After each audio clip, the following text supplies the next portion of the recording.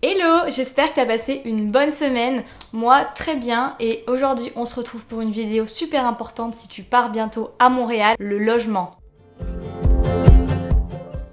Je vais te parler de comment trouver un logement, les choses auxquelles faire attention, quel quartier privilégier, mon expérience personnelle et plein d'autres choses, petits tips, conseils que j'ai pu accumuler dans mes recherches pour l'instant. Donc ça y est, tu vas venir à Montréal, tu viens peut-être pour les études, pour un PVT, pour travailler. En tous les cas, il faudra que tu aies un logement. La première question, c'est quand commencer à chercher. Donc ce que la plupart des gens disent, et ce que moi aussi je conseillerais quand même, c'est de ne pas commencer à chercher son logement en étant en France. Une des premières raisons, c'est les arnaques. Il y a énormément d'arnaques sur les sites, des logements qui n'existent pas, des logements qui ne ressemblent pas du tout aux photos, et aussi parfois des personnes qui vont vous demander des cautions avant d'être sur place, ce qui d'ailleurs est interdit à Montréal. Mais il y a certains cas où les cautions peuvent se faire, et ça je vous en parlerai plus tard dans la vidéo. Donc trouver un logement en France, c'est pas l'idéal comme je vous ai dit. Le mieux c'est de prendre soit un Airbnb pendant 2 ou 3 semaines, ou bien une sous-location, le temps de trouver un logement sur place à Montréal, de pouvoir visiter et d'être sûr que ce n'est pas une arnaque. Aussi au niveau du timing dans l'année, il y a quelque chose à savoir à Montréal, c'est que tous les beaux se finissent le 30 juin et donc les nouveaux commencent le 1er juillet. Et donc ça, il y a plusieurs raisons. Une d'entre elles, c'est pour que les élèves n'aient pas besoin de déménager pendant leur année scolaire et que ça se fasse à la fin de l'année scolaire. Et je crois qu'il y a d'autres raisons, mais je ne les connais pas. Mais ce qui fait qu'il y a tous les déménagements qui se font le 1er juillet, donc c'est un peu le bazar. Il y a vraiment beaucoup de monde qui déménage ce jour-là. Mais ce n'est pas le seul jour où vous pouvez déménager, puisque c'est aussi possible de déménager dans l'année si par exemple un bail est passé d'une personne à l'autre. Je vais m'expliquer, en fait c'est parce qu'à Montréal, vous pouvez pas faire comme en France, arrêter votre bail n'importe quand. Ici vous pouvez pas casser votre contrat de bail, vous devez trouver quelqu'un pour vous remplacer sur le bail que vous avez actuellement. Et donc c'est à vous de faire les recherches de nouveaux locataires, de récupérer les papiers, etc. pour donner à votre propriétaire, pour lui donner quelqu'un qui va prendre votre place sur le bail jusqu'à la fin du bail qui sera sûrement le 30 juin. Donc maintenant, où est-ce qu'on cherche un appartement ? Il y a plusieurs possibilités, vous pouvez chercher sur Kijiji qui est l'équivalent de Le Bon Coin au Canada. Ensuite on a aussi Kangaloo, c'est un petit peu comme Bien Ici, seloger.com, c'est vraiment un site d'annonces immobilières. Ensuite il y a surtout sur Facebook. Vous avez Facebook Marketplace ou bien les groupes Facebook qui sont très actifs. Sur Facebook il y a beaucoup de cessions de bail et l'avantage avec ça c'est qu'en général les prix sont un peu moins chers puisque c'est des baux qui sont un peu plus anciens et que aujourd'hui les nouveaux baux qui sont faits ont des prix plus élevés pour être avec le marché. C'est quand même des prix plus bas et plus intéressants. Vous pouvez aussi trouver, en étant sur place, en vous baladant dans les rues, déjà ça vous permet de voir le quartier, parce que c'est super important, de voir la vibe, et il y a beaucoup de panneaux où il y aura écrit appelez le numéro du concierge, et ça vous permettra de voir des appartements disponibles directement dans le quartier où vous cherchez. Il y a une autre option qui est un petit peu moins connue, entre guillemets, ce serait les sites d'agences. C'est pas vraiment des agences, c'est plutôt des entreprises qui possèdent plusieurs immeubles en fait, et donc ils ont des sites où il y a plusieurs immeubles à plusieurs adresses, et c'est quand même une bonne option parce que comparé à Facebook Marketplace, vous passez vraiment par un professionnel. Et aussi, vous pouvez juste taper sur Google condo à Montréal et vous trouverez plein d'annonces. Mais vous allez me demander qu'est-ce que c'est un condo ? Il y a plusieurs types de logements à Montréal, je pense qu'on pourrait les catégoriser en 2 gros types.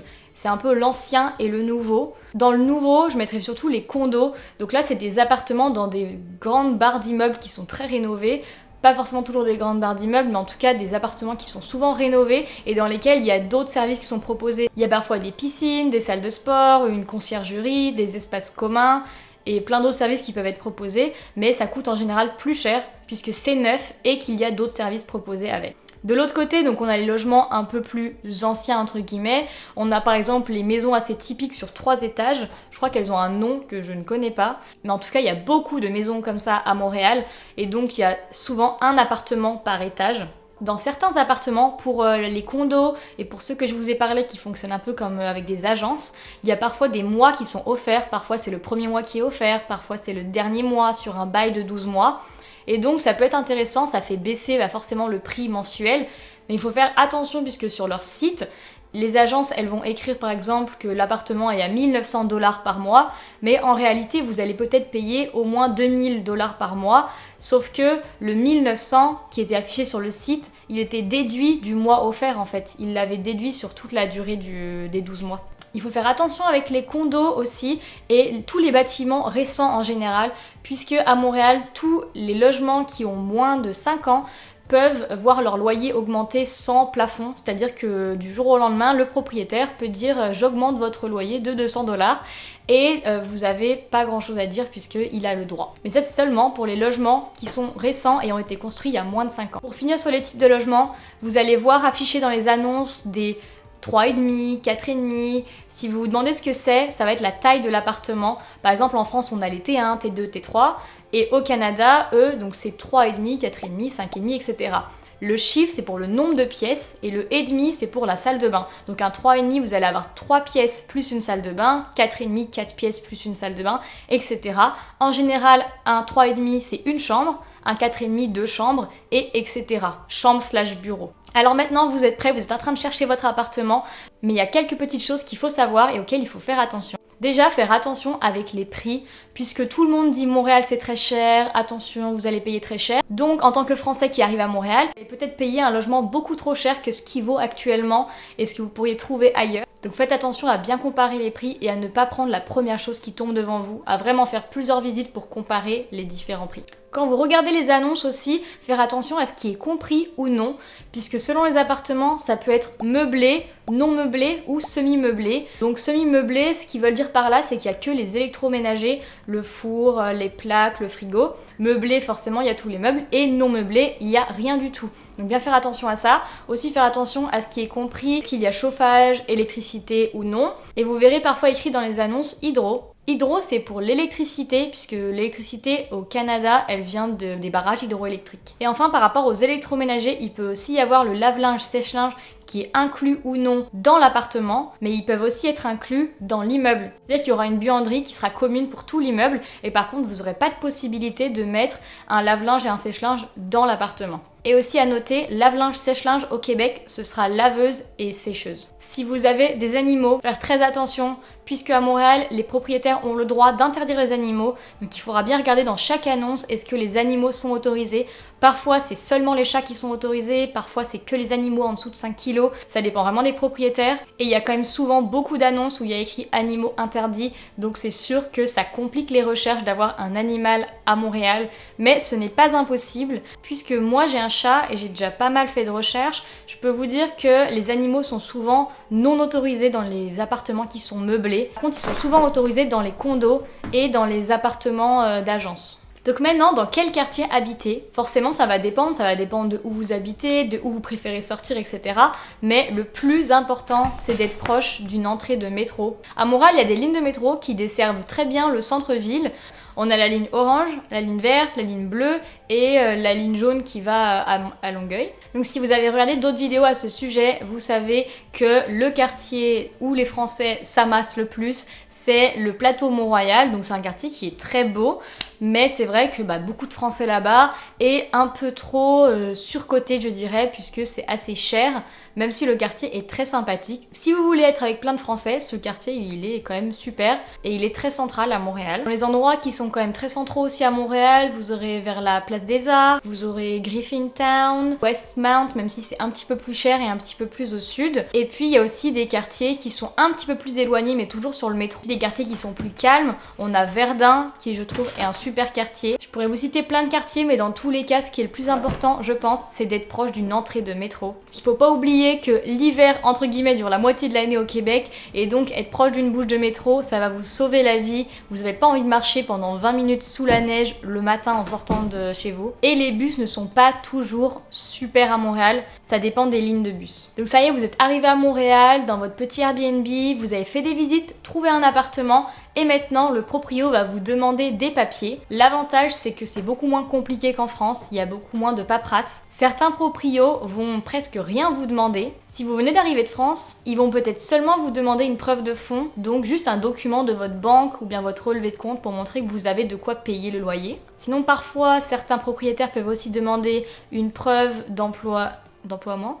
Ça se dit pas ça. Certains propriétaires peuvent demander une preuve d'emploi ou bien une référence d'un ancien propriétaire pour montrer que vous êtes un bon payeur ou bien dans la même idée des quittances de loyer. Mais en général, ce qui se fait le plus, normalement, c'est une enquête de crédit. Donc une enquête de crédit, c'est quoi? À Montréal, vous avez toujours une carte de crédit et une carte de débit. Et donc la carte de crédit, comme le nom l'indique, est utilisée à crédit. Et en fait, ça marche tous les mois où vous devez rembourser ce que vous avez utilisé. Et c'est ça qui crée votre code de crédit. Ça va être un chiffre qui va indiquer à quel point vous êtes un bon payeur et à quel point vous êtes bon à rembourser vos crédits. Et donc c'est ça que les propriétaires en général regardent. Mais quand on arrive de France, forcément on n'a pas encore de compte en banque canadien, donc on n'a pas cette enquête de crédit. Certains propriétaires l'exigent, d'autres ne vont pas l'exiger et vont juste demander les autres documents dont je vous ai parlé. À savoir que pour avoir une enquête de crédit, il faut au moins avoir eu un compte canadien pendant 6 mois. Sinon, ce qui se fait aussi quand vous n'avez pas d'enquête de crédit, c'est de payer un ou plusieurs mois de loyer à l'avance, voire même de payer par exemple le dernier mois du bail de 12 mois à l'avance. Mais ça forcément c'est pas super légal puisque de leur côté ils ont seulement le droit de vous demander le premier mois de loyer à l'avance, tout le reste n'est techniquement pas légal. Mais parfois c'est comme ça que les propriétaires s'arrangent avec vous pour être sûr que vous allez bien payer puisqu'ils n'ont pas d'enquête de crédit sur lesquelles se baser. Pour finir, je vais vous parler de mon expérience à moi au niveau des logements à Montréal. J'étais à Montréal cette année de janvier à juin 2023 et j'étais en logement étudiant, sauf que celui-ci s'est fini en avril et que moi je restais à Montréal jusqu'à fin juin. Donc j'ai dû chercher un logement pendant mes 2 mois qui me restaient. Pour ça, je suis allée sur Facebook Marketplace et j'ai regardé les sous-locations puisque c'était quand même le plus simple et surtout une de mes seules solutions. Ça a été quand même assez facile, j'ai trouvé je pense en 1 mois. Et en plus c'était un super petit studio où j'étais toute seule et je payais que 700 $ tout compris. Donc ça c'était vraiment super, j'ai eu beaucoup de chance pour le trouver. Mais maintenant viennent les complications puisque je reviens à Montréal en janvier, mais cette fois je n'ai pas de résidence étudiante et j'ai un chat. Depuis que j'ai fait ces recherches en avril, j'étais restée sur les groupes Facebook de colocation, de sous-location, de cession. J'arrive jamais à le dire ce mot, de cession de bail. Et donc depuis ce temps, j'ai continué à regarder les annonces et à voir que les prix étaient toujours très élevés, que dès qu'un post était mis, il y avait déjà 20 réponses en 10 minutes. Franchement compliqué. C'est depuis que j'ai pris mon billet d'avion en juin que je me suis vraiment penchée sur les annonces. L'idéal, ce que j'aurais voulu, ça aurait été d'habiter toute seule, mais c'était beaucoup trop cher, donc clairement c'est impossible. En ce moment à Montréal, pour habiter tout seul, il faudrait au moins payer 1300 $, ce qui est énorme. La seule façon de trouver des petits studios qui seraient moins chers, qui seraient au prix de peut-être il y a 2-3 ans, ce serait d'avoir une session de bail de quelqu'un d'autre. Mais là, quand il y a des annonces de session de bail à des prix un petit peu normaux, par exemple 800-900 $, et là il y a tellement de réponses que c'est quasiment impossible de l'obtenir. Donc ce que je vais faire, c'est chercher une colocation à 2. Donc pour ça, il faut que je trouve qui va être mon colocataire. Je pense que je vais mettre des messages sur les groupes Facebook pour trouver quelqu'un pour habiter avec moi et chercher un appartement.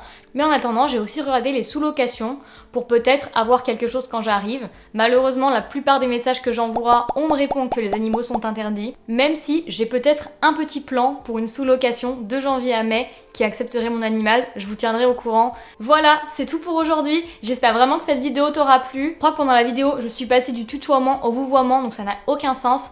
Mais j'ai envie de te tutoyer maintenant puisque c'est toi qui regardes mes vidéos. Donc j'espère que tu as passé un bon moment avec moi, que je t'ai appris des choses et je te souhaite vraiment bon courage pour ta recherche d'appartement à Montréal puisque je sais que c'est très stressant, compliqué, mais ça va bien se passer. Si jamais tu as des questions, n'hésite pas à me les poser en commentaire, je serai super contente d'y répondre. Comme tu as compris, j'ai pas encore du tout fini mon expérience avec la recherche de logement à Montréal et tu pourras d'ailleurs sûrement me suivre pendant ma recherche d'appartement à Montréal quand je serai arrivée. Je te souhaite une bonne semaine et je te revois l'année prochaine. Bah non, quand même pas. Je te souhaite une belle semaine et je te revois la semaine prochaine pour une nouvelle vidéo. Bisous!